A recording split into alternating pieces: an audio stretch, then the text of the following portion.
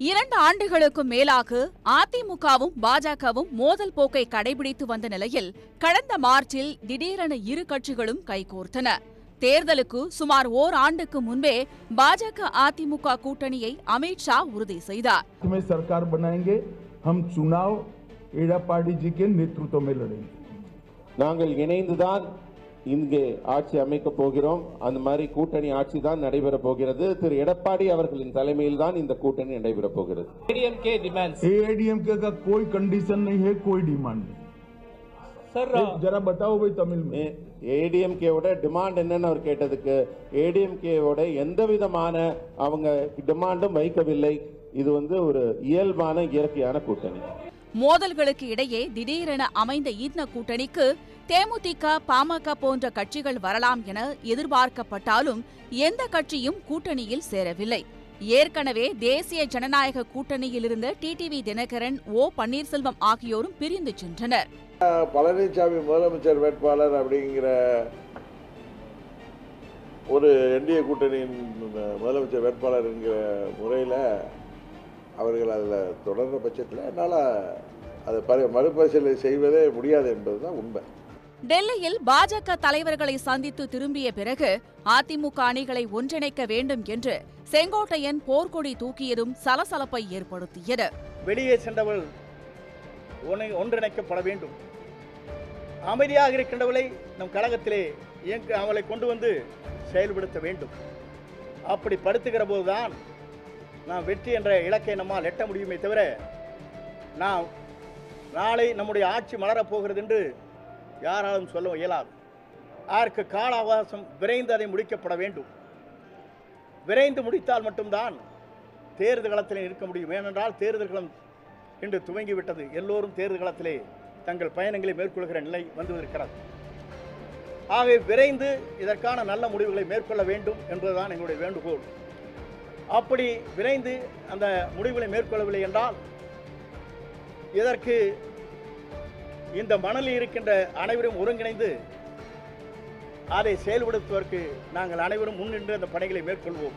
ஆனால் செங்கோட்டையன் அதிமுகவில் இருந்தே நீக்கப்பட்டதால் ஒருங்கிணைப்பு முயற்சி தோல்வியில் முடிந்தது. இருப்பினும் டிடிவி தினகரன், ஓ பன்னீர்செல்வத்தை கூட்டணியில் சேர்க்க பாஜக முயற்சி மேற்கொண்டது. திடீரென டெல்லி சென்ற ஓ பன்னீர்செல்வம் அமித்ஷாவை சந்தித்துவிட்டு திரும்பியதுடன் டிடிவி தினகரன், ஓ பன்னீர்செல்வத்தை அண்ணாமலை தனித்தனியாக சந்தித்து பேசியதால் இருவரையும் கூட்டணியில் சேர்க்க முயற்சி நடப்பதாக மீண்டும் பேச்சு எழுந்தது. ஆனால் அதிமுக பொதுக்குழுவில் கூட்டணியில் யார் யார் இருக்க வேண்டும் என்பதையும் எடப்பாடியே முடிவு செய்வார் என தீர்மானம் நிறைவேற்றி அதற்கு எதிர்ப்பு தெரிவிக்கப்பட்டது. கழகத்தின் தலைமையிலான கூட்டணி இடம்பெறும் கட்சிகள் குறித்து முடிவெடுக்கும் முழு அதிகாரத்தை அனைத்து இந்திய அண்ணா திராவிட முன்னேற்ற கழகத்துடைய பொதுச் செயலாளர், மாண்புமிகு சட்டமன்றத்துடைய எதிர்க்கட்சி தலைவர், தமிழ்நாடு முன்னாள் முதலமைச்சர், புரட்சி தமிழர் ஐயா எடப்பாடியார் அவர்களுக்கு இப்பொதுக்குழு ஏகமனதாக வழங்குகிறது. தமிழ்நாடு எதிர்நோக்கும் 2026 ஆண்டில் நடைபெற இருக்கிறோம் சட்டமன்ற பொதுத் தேர்தலுக்காக அமைக்கப்பட்டுள்ள கூட்டணிக்கு அனைத்து இந்திய அண்ணா திராவிட முன்னேற்ற கழகம் தலைமை தாங்குகிறது. இதைத் தொடர்ந்து டெல்லி செல்வதற்கு முன்பு எடப்பாடி பழனிசாமியை நயினார் நாகேந்திரன் சந்தித்து பேசினார்.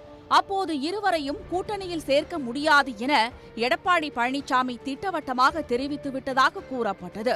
தனது முடிவில் உறுதியாக இருப்பதை வெளிப்படுத்தும் விதமாக சட்டமன்ற தேர்தலுக்கான விருப்ப மனு விநியோகத்தையும் அதிமுக தொடங்கிவிட்டது.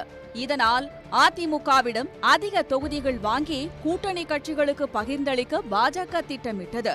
அதன்படி பாஜகவுக்கு வெற்றி வாய்ப்புள்ள 54 தொகுதிகளையும், கூட்டணி கட்சிகளுக்காக 15 தொகுதிகளையும் அதிமுகவிடம் பாஜக கேட்பதாக தகவல் வெளியானது. ஆனால் கடந்த சட்டமன்ற தேர்தலில் 20 தொகுதிகள் பெற்று 4 இடங்களில் மட்டுமே வென்ற பாஜகவிற்கு தற்போது 20ஐ விட கூடுதலாக ஒரு சில இடங்கள் மட்டுமே வழங்க பழனிசாமி தயாராக உள்ளதாக கூறப்படுகிறது. இதனால் தொகுதி பங்கீடு பேச்சுவார்த்தையை எப்போது தொடங்குவது என இரு கட்சிகளும் முடிவு செய்யாமல் உள்ளன. இதன் காரணமாகவே உள்துறை அமைச்சர் அமித்ஷாவின் தமிழ்நாடு வருகையும் ஒத்திவைக்கப்பட்டுள்ளதாக கூறப்படுகிறது. அடுத்த மாதம் பிரதமர் மோடி தமிழ்நாடு வருவதற்கு முன் கூட்டணியை இறுதி செய்துவிட பாஜக துடித்தாலும் பிற கட்சிகளை கூட்டணியில் சேர்க்கும் முயற்சியும் கை கொடுக்காததால் மெகா கூட்டணி கனவு நிறைவேறுமா என்பது கேள்விக்குறியாகவே உள்ளது. சன் செய்திகளுக்காக செய்தியாளர் அன்புச்செல்வன். உடனுக்குடன் செய்திகளை தெரிந்து கொள்ள சன் நியூஸ் பெல் ஐகானை கிளிக் பண்ணுங்க.